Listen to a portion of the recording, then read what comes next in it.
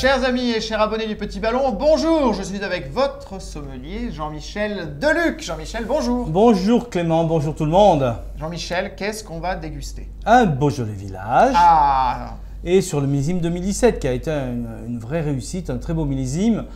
Petite quantité, il y a eu quand même un petit peu de restrictions, mais ce qui est sorti est absolument formidable. Très bien, donc on est chez monsieur Christophe Coquard. Qui n'a pas froid aux yeux. Qui n'a pas froid aux yeux et qui voit bien et qui a une belle vision du Beaujolais et qui respecte à la fois le cépage et le terroir. Très bien, donc le Beaujolais, on va découvrir que ça n'est pas que le vin du Beaujolais nouveau. On peut faire des très bons vins au Beaujolais et on fait des très bons vins au Beaujolais. Ceci dit, au Petit Ballon, quand on propose un Beaujolais nouveau, en général, il est très bon. Il est plutôt très bon, voilà.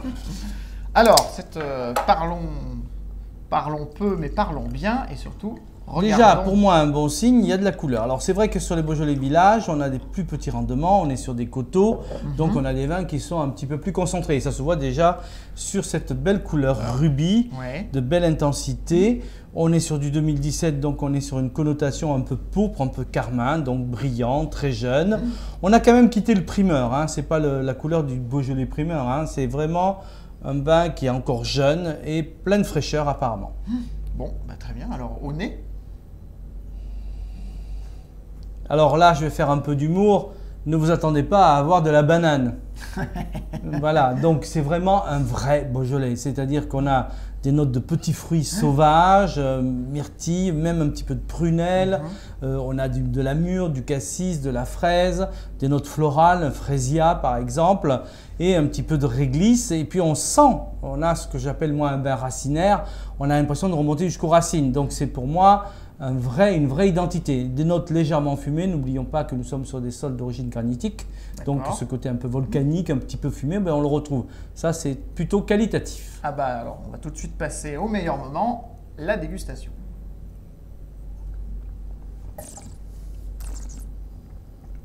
Voilà ce que j'appelle moi un vin séveux, c'est-à-dire qu'il y a de la matière, il y a de la mâche, il y a du croquant, il y a du fruit. On retrouve les fruits que vous avez au nez, on les retrouve en bouche. Il y a un côté réglissé.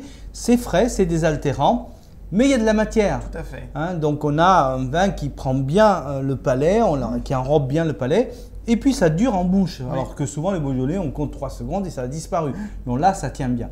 Donc là, c'est un vrai vin structuré et avec une matière fruitée plutôt agréable. Alors du coup, on va le servir comment, à quelle occasion, avec quel plat?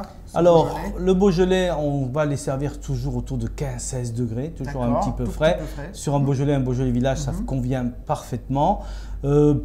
Charcuterie, grillade, viande blanche, salade, viande froide, buffet, même sur des poissons.